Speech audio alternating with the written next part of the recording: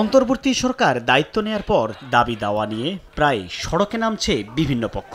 স্থবির হয়ে পড়ছে যান চলাচল, বিঘ্ন হচ্ছে ব্যবসা বাণিজ্য ও অফিস আদালতের স্বাভাবিক কার্যক্রম। সরকারের মধ্যে সমন্বয়হীনতার ফলে এমন পরিস্থিতি উল্লেখ করে ব্যবসায়ীরা বলেন, এতে লোকসানের মুখে পড়ছেন তারা। শনিবার সকালে এলডিসি উত্তরণ নিয়ে ঢাকা চেম্বার আয়োজিত সেমিনারে এসব কথা বলেন। আমরা যদি আমাদের স্কিল লেভেলটা না বাড়াই এবং আমরা যদি একটু হাই ভ্যালু কাজ শুরু না করি, তাহলে কিন্তু আমরা এই জবগুলো আস্তে আস্তে হারাতে থাকবো।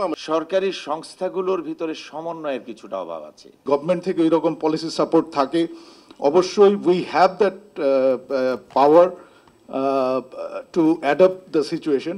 সমন্বয় সাধনে কাজ চলছে উল্লেখ করে সড়ক আটকে রাখার লোকসানের পরিমাণ সম্পর্কে ধারণা দেন প্রধান উপদেষ্টার আন্তর্জাতিক বিষয় সংক্রান্ত বিশেষ দূত Lutfe Siddiqui. Dhaka traffic is a problem, we need to find a solution. এরপর যখন আপনি 2-3 ঘন্টার জন্য বন্ধ করে দেন, তখন এটা যেই ক্ষতিটা হয় ইন কোয়ান্টিফায়েবল টার্মস, এটা হলো 50 লাখ মানুষের একদিনের ইনকাম। তার মানে আমি যখন আমার কোনো একটা দাবির জন্য রাস্তা বন্ধ করে দেব, আমি 50 লাখ মানুষকে গিয়ে বলছি যে ভাই, আপনার একদিনের ইনকামটা আমাকে দিয়ে দেন। রাজনৈতিক অস্থিতিশীলতায় এলডিসি উত্তরণে চ্যালেঞ্জ উল্লেখ করে প্রধান উপদেষ্টার বিশেষ সহকারী জানালেন, যে কোনো বাধা দূর করে সরকার এগিয়ে যাবে। সবচেয়ে বড় প্রবলেম হচ্ছে আমার ফুয়েল শেষ, বিলিয়নস অফ ডলার চলে গেছে এই দেশ থেকে।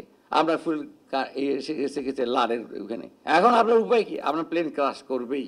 তখন আমাদের কপাল ভালো, আমরা অন এয়ার রিফুয়েলিং করেছি। এ সময় আলোচকরা জানান, চ্যালেঞ্জ মোকাবেলায় সঠিক ও সময়োপযোগী নীতি কৌশল নিতে হবে।